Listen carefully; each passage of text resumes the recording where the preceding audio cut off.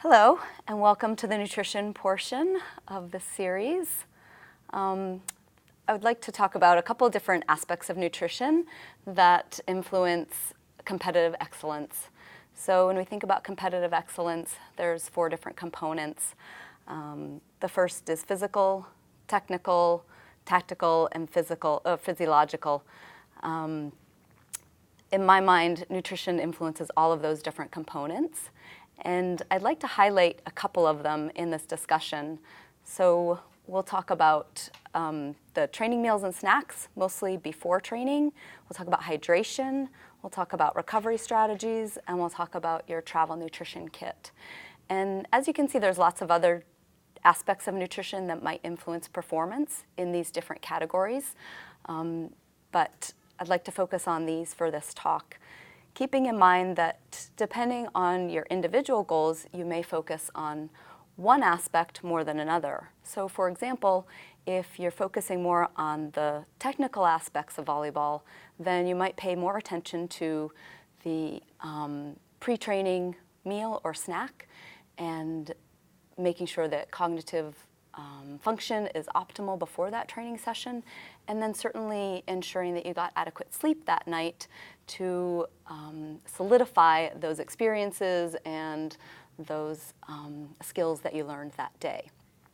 On the other hand, if you are focusing more on maybe strength and increasing muscle mass in the strength and conditioning area, then that recovery snack as well as sleep again and maybe that pre-bedtime snack could be a different focus area of yours. So we'll talk about a couple different ones, and then I'll give you some resources at the end that you can find more information. So first, the food and fluid that you take in before a training session becomes really important. And what's really interesting, especially at the national team level, is that lots of athletes are coming from an area where they have an afternoon practice or even an evening practice, and many of their games are potentially in the afternoon or evening as well. So they're less accustomed to paying attention to that morning meal.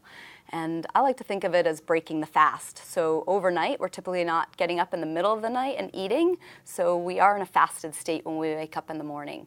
And getting the body prepared for an early morning or maybe a mid-morning training session is something that does take practice, and it takes planning, and we need to think ahead. So rather than just waking up in the morning, grabbing a banana, rolling out the door to practice, in order to get through a 2 to 3 hour court session and potentially a lifting session afterward, we need to think a little bit more about what that breakfast looks like.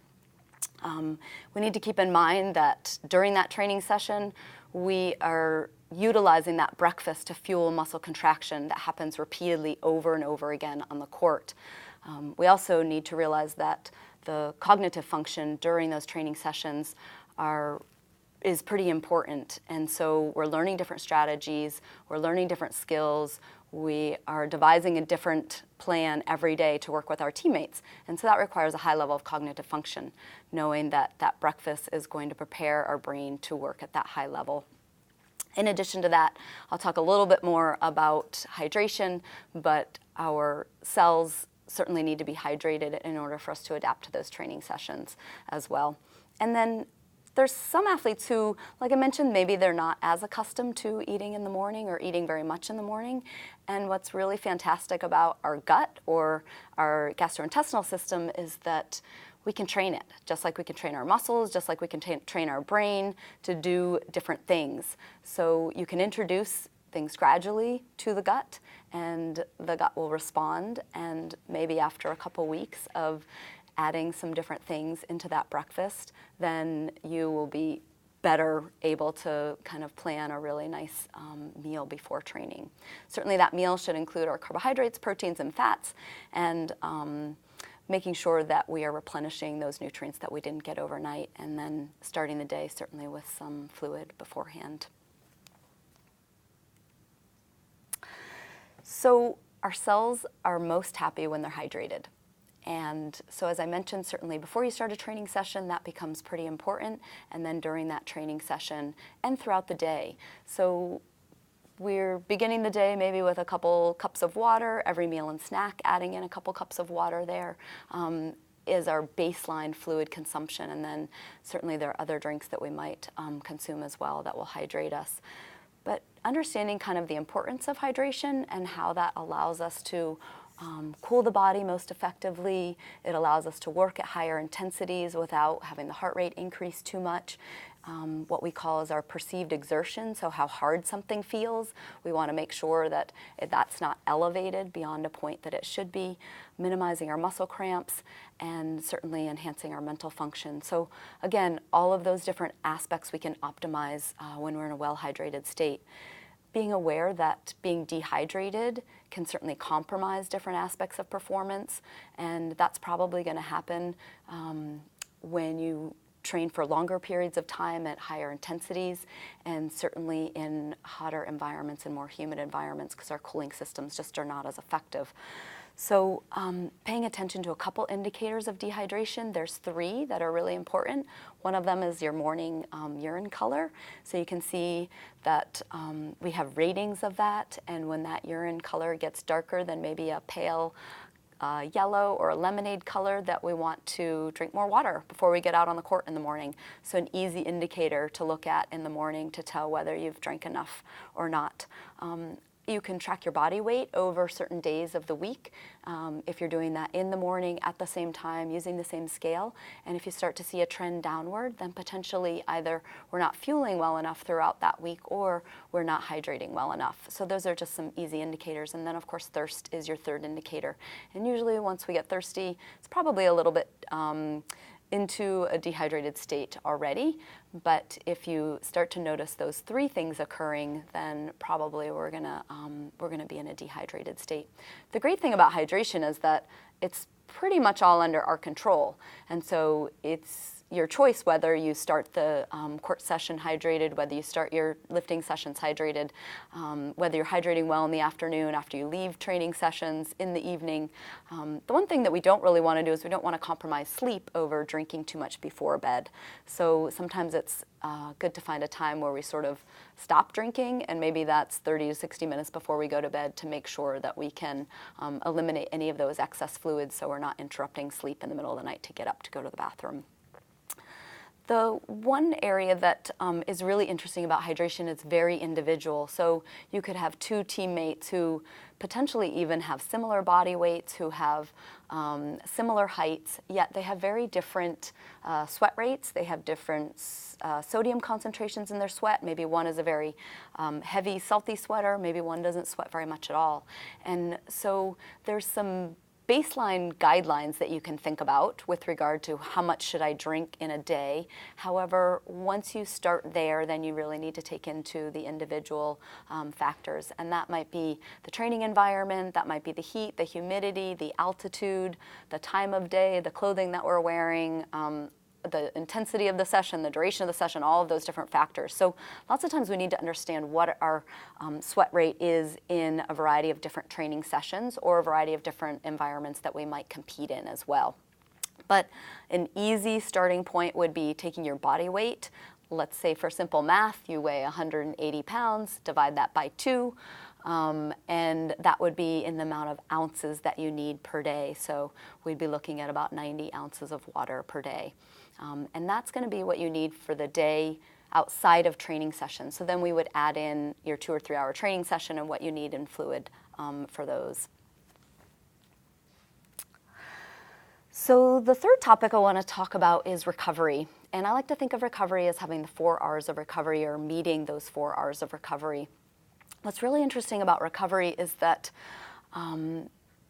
it's really important to pay attention to nutrients we put in our body after a training session.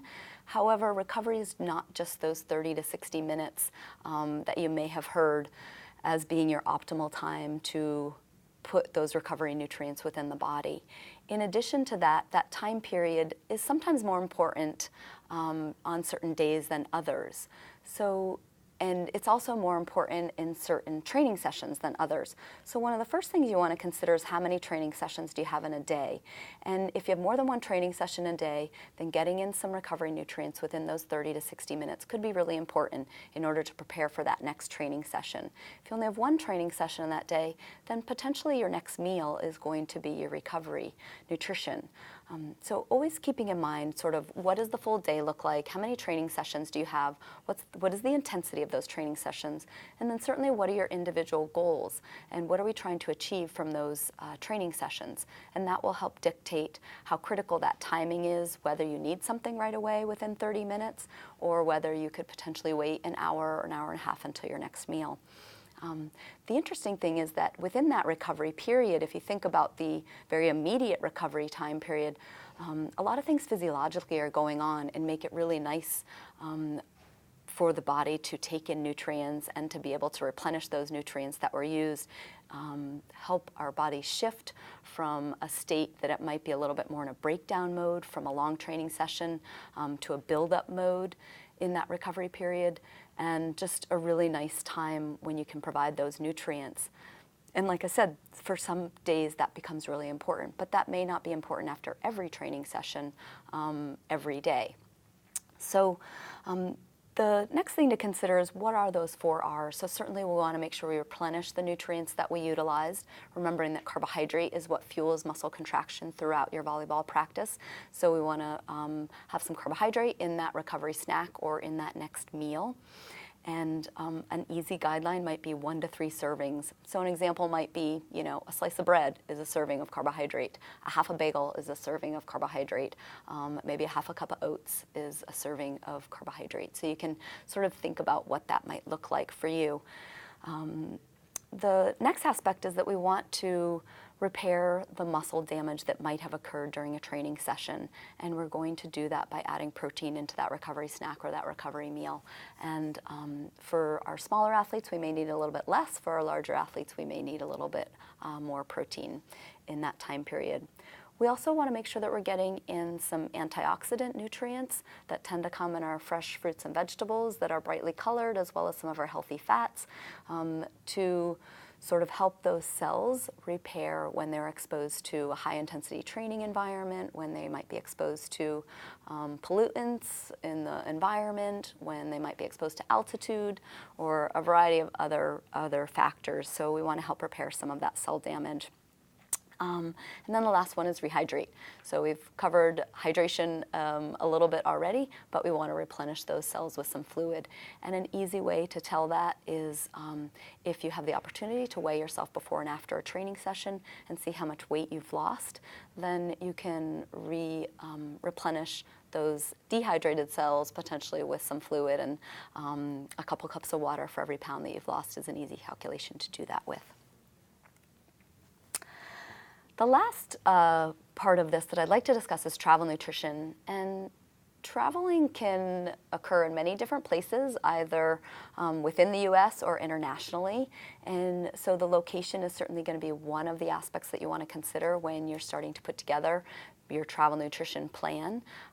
Always having an idea of how many days you might be traveling is really useful in, again, putting together that plan and identifying what might be important for you to pack in your nutrition kit. One strategy that I really like for athletes to use is once they've identified how many days they're going to be traveling for, if it's important for them to pack food based on the location or based on the food available to them at their location, is to start separating that out into days. So if typically you eat 2 snacks on top of 3 meals throughout a training or a competition day, those might be snacks that you want to pack to make sure that they're familiar to you, to make sure that you have access to things that you like, to make sure that you're supplementing those 3 meals that you're already provided with on a trip. And then you can start packaging them that way. So for example, if you're gone on a 2-week trip, then you might have all of your snacks for week 1 in a bag and all of your snacks for week 2 in a bag. One of the things that does is that helps you make sure that you have snacks in week 2 and that we don't somehow go through all of our snacks in week 1. But it also just helps you stay on track and make sure that you're feeling well each day because you've already sort of identified how much you need and you've laid those out in a systematic manner. A couple other things to consider based on that location is Are there issues with food safety or any contamination in the food? And are we, sort of comfortable with the water quality that's in that environment? Do we need to rely on bottled water? Do we need to pay attention to fresh fruits and veggies, and are they being washed in tap water? So sometimes that's information you have before you get to your travel destination, and sometimes that's information that we just have to make some assumptions on based on the destination that we're traveling to. That may influence your prioritization of packing as well. So if you know that you're going to a place where you're going to have limited access to fresh fruits and veggies, you may pack some dried fruit in your bag. You may pack some snacks that have higher fiber content because you're going to be eating less fresh fruits and veggies. So thinking about some of that in advance can go a long way during that trip to help maintain the food intake that you normally have as consistently as possible.